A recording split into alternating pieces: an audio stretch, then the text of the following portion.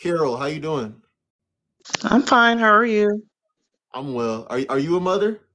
Yes, I have three children, two Oh, girls and okay. one boy. Okay. Did you get an opportunity to hear the audio? Yes, I did. So what's Actually, what was what's that? your initial thoughts on it? Um, that's an absolute no. Um, one because, even girls around the age, even boys around the age when our hormones are going, we don't need vibrators. I mean, that's just inappropriate, period. Um, we do need to talk to our children at that age, 12 or 13, about that. Because when I went to school and a lot of girls, probably around 8 or 9, yeah, they were experimenting, and that's the reality. Hmm. But we shouldn't be talking about vibrators, and then vibrators actually, they don't promote, they actually kill, they desensitize the nerve endings anyway. So why would you suggest that at such a young age? It just doesn't make sense.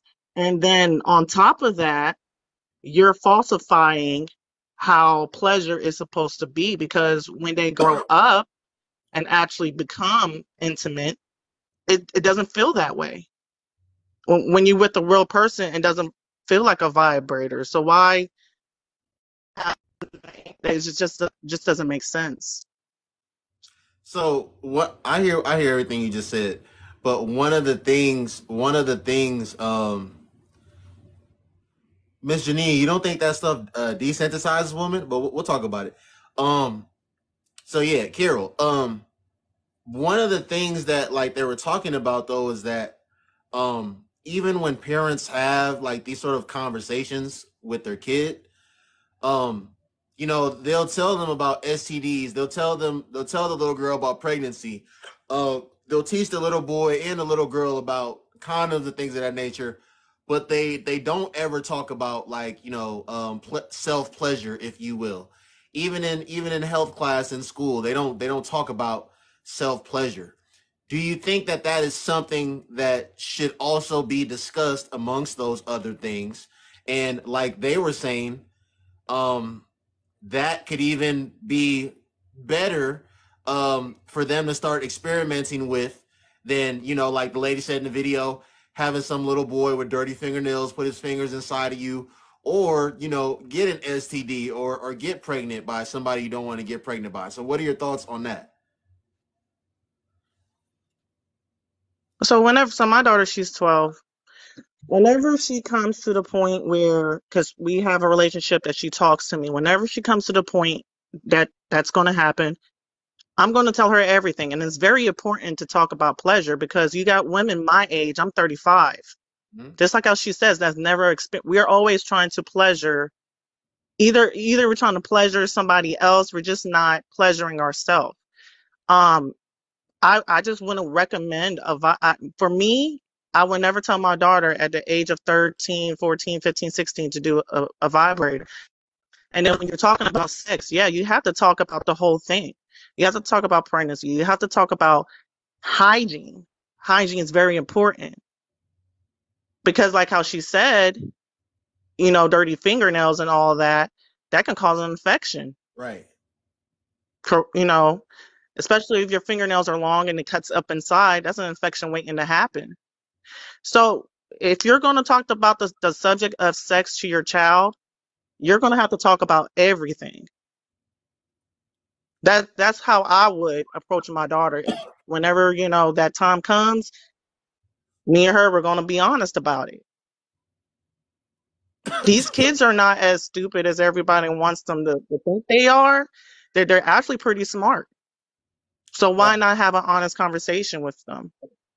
So my question to you as a parent, though, my question to you as a parent is, because I'm not a parent. I'm 26 and I'm not a parent.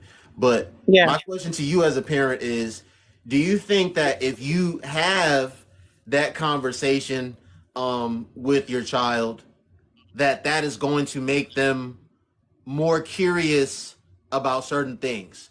Because even when I was a kid, um, I think for a lot of kids, I think for a good amount of kids, when you try to shield them from certain things, they become more curious about them.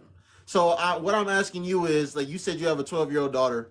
If sometime this week you were to pull your daughter to the side and you were to have a conversation with her about sex, if you were to have a conversation with her about what self pleasure is, you don't think your daughter might get curious about like trying to go self pleasure herself and see how it feels?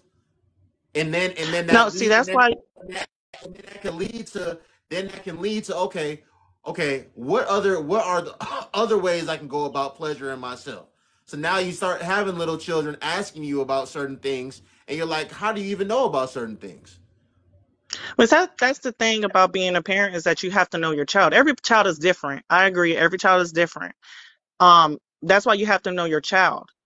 My child, if she were to come up to me, I mean, I'm not going to come out the blue and say, "Hey, let's come talk about it." If my child comes up to me, where she's have asked me certain questions, I'm going to answer it. Now, I can use myself as an example. So I'm from Germany, and if you've never grown up in a foreign country, I watched porn when I was 8 or 9, but that's Right, because it was on public TV. right. I didn't lose my virginity until I was 19. So that's why you have to know your child. You know, kids, Can every I child ask is you a different. question though? Uh-huh. Okay, so you said you started watching corn when you were 8 or 9, and a lot of kids, whether whether for whatever reason, whether they were around a kid that showed it to them, a lot of people have instances where whether it was their parents or people that were like taking care of them growing up, they used to be on like VHS tapes and things of that nature. Listen, the first time that I ever seen corn, I was at my cousin's house, and I walked as a little kid, I walked in his room, and he was watching corn on his TV. That was in like on like VHS tape. Like that was the first time that I ever seen corn. It's not that I knew what it was. I didn't know what it was, but that's how I saw it. Like as a little kid. See, like same way you said you saw it on TV.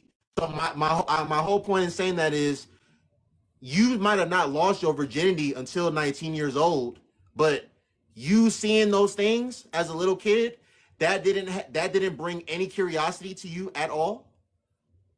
No, because I was a different type of child. Like how some people in the comments, I was all about education.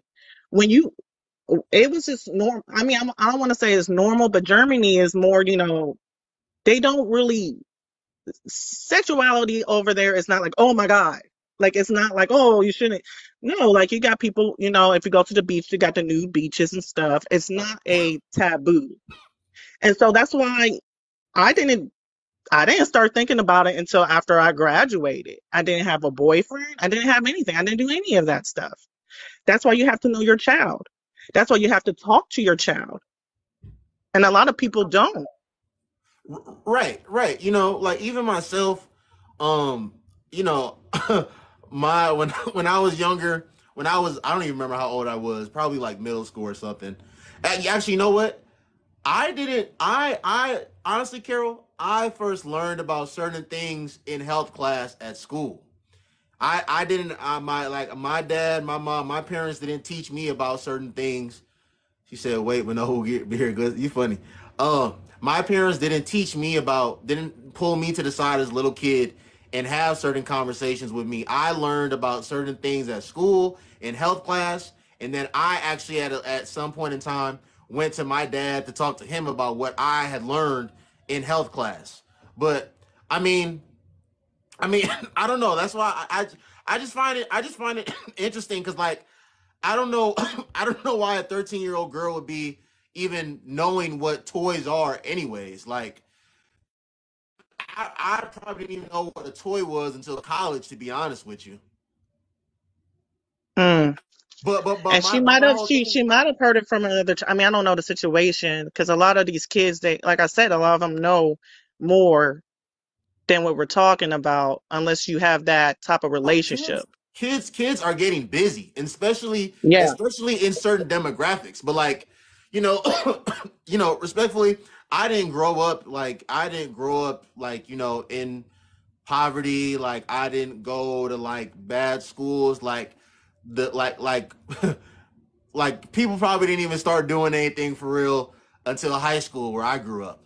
You know, like people wasn't getting busy in elementary school and middle school where I grew up. But I'm well aware that that happens. Like, you know, people was losing their virginity at 8 and 9 years old out here. But my whole thing is if a kid is in that environment or if they aren't in that environment, but if for whatever reason they get exposed to something and they're curious, or their parents pull them to the side, like I just mentioned, and have that conversation with them, if it is going to push them to be curious. Actually, Carol, you said you need to know your children. And we got another man up here that has a daughter. Even how you know if you have that, how do you definitively know that when you have that conversation with your daughter that that's not going to spark some curiosity out of her? How do you definitively know that? Um, you're correct. I definitely do not know that, but the relationship that I have with my daughter that I've discovered over the years is that she feels safe enough to come ask me questions that I wasn't brave enough to even confront my parents with.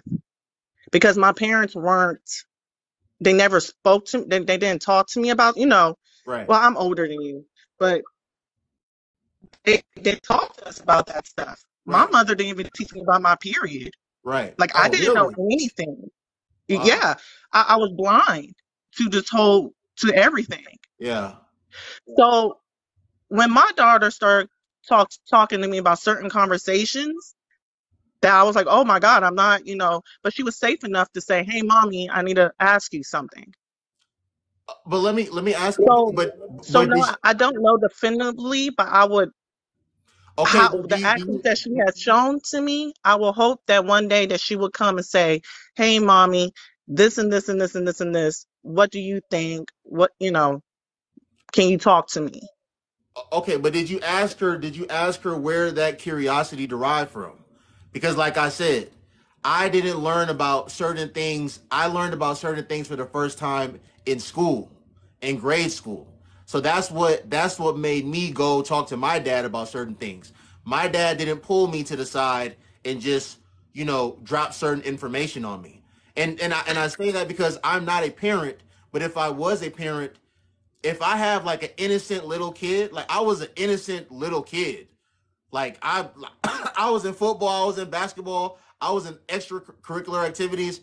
Like I said, I wasn't the kid that lost virginity at 9 years old or in middle school. Like I was actually doing stuff. I was an innocent little kid. But as someone that's not a parent, I still think even if you bring up certain things to that little innocent kid, that can still spark their curiosity about certain things. Uh, I just know for me, I can only speak for my children. And when I had to talk with my daughter, is when they'll ask about where do babies come from. Huh? And then it becomes that type of curiosity because you can't, and this is what a lot of people do. They want to lie and sugarcoat to their children, Right. which is really, what you shouldn't do. Don't sit there and sugarcoat. And so me being a nurse, I was totally honest with everything. Now, she didn't go out and do those things. She just said, ew, you know. But like I said, every kid is different. I just know how my children are, and I keep an open communication system with them. I don't try to, I try my best to be honest with every type of situation that happens. It's the world, it's reality. We have to tell them what's going on out here. Okay. So just to be clear, like you not co-signing, getting a 13-year-old girl toys. No, she's 12 right now, she's about to be 13. If she Uh-huh. would ever ask me that, that's a hard no. And I Hmm. would tell her why. It's not just a no because I said so. I would tell her why. And then I would ask her, well, where did you learn that from? Like, what's going Because I don't know what's happening. Who had this conversation with you? Or what did you watch that you're not telling me about? Like, what did you watch? Hmm. Because there's so much access to the internet, Right. there's so much, Right. and I can That's what I'm. blog That's and what I'm saying. So today, even if you have, even because I got little cousins and stuff, and all these days these kids don't go outside. Like they're all on tablets and stuff. So even if you got like parental locks on your child's stuff, you don't know who your child going to school with, and you don't know what they got on their phone and what they showing them on their phone. So they may see certain things on their tablet or on their phone because of parameters that you've put on there, but you don't know what little Tommy is showing her at school. You don't know what little Jessica is showing her at school. She could be seeing some very graphic things at school. You know? That's true. That's very true. So that's why I would always ask her, like, if she were to bring that to me, I'll be like, hold on, where did you learn that from? Or what did you see? But if she were to bring that to me, we will have a long conversation and I will be honest about why it's a no. Um, okay, since you're also a mother, and we're not gonna get all into your personal history, but for single mothers that have a daughter in their home, but let's say they do have these items in their house, do you think that they should do everything within their power to like even keep certain things out of the way of their children's sight, like make Oh, sure? yeah. Okay. Yeah. Like mine, yeah, I know you ain't say your personal business. Mine is like, there's no way anybody can just come in my house and be like, oh, I found it. Like, I Right. know some women keep it in their drawers, which is Right. weird. I don't do that. Mine is like lock and key. Like, there ain't no way Right. you can't find it. But my thing is, Carol, like, and um, in this clip, they were talking about a vibrator, but they were talking about all different types of toys. The toy that starts with the D word and ends with O. They were talking about all these different types of toys that they would be open to their 13-year-old girl using to pleasure herself and explore her body. And I'm just like, I don't know. I don't know. Even as someone that's not a parent, I can't, like, why even have your like little 13-year-old girl doing stuff like that anyways? Like, she 13 years old, like she in seventh, eighth grade. You Yeah. know what I mean? And I heard about this last year on another podcast. And me and my friends were talking because we're all mothers, and we were like, no, we would never, never. That's just not a, it's a hard no over here. And Yeah, the people that I hang out with, the mothers that I hang out with. and I couldn't see, and that's why I'm interested to hear what Zill's gonna say, because he's a father, and he's a single father that has full custody of his daughter as well. I'm interested to hear what he has to say, because I think even in a two-parent home, Carol, I don't think, like, I don't think most men are gonna co-sign their daughter having toys to pleasure herself with. I Oh don't think no, most no, men are gonna co-sign that. no. I think that's robbing all the innocence that may have existed in that kid. And I think that can turn that little 13-year-old girl into a monster, if you ask me. Yeah, and well, just like how I say, it's just setting them up for failure to where when they do grow up of the age, say like 19, like if I was doing, you're going to expect something that's not really reality. Vibrators and all that is those toys, they're not reality. Corn is not reality. That's Right. not real stuff. Right. Right. And so that's making it, they're going to fail their children. I mean, of course, they're going to become adults, but they're failing them. Yeah, and you know what? Before you leave, Carol, because I've had certain conversations here, and some women a lot of women have agreed with me, and there's some women that disagree with me, but it's okay. There's a lot of women complaining about not being able to, like. Thank you, Miss Janine. Welcome to the team. Yeah, bro, I talk about. There's a lot of women. I'm 100% with you on the whole desensitization.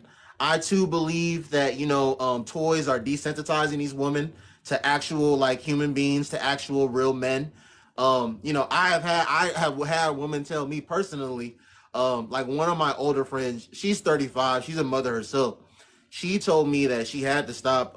She had to stop using a vibrator because when her man went down to give her head, like, I always, like, a human being can't compete with a machine, Carol, a battery Yeah. operated machine. So now when you're using that machine so much, Now, when you get with a man, some of these women are having the same expectations of a man from like that the damn machine operated or the battery powered machine can do, and that's just not reality. So all these women, when I say all these women out here are complaining about men not being able to satisfy them when I think they're the ones. That's a good question, Miss Janine. That's a valid question. I'll answer that.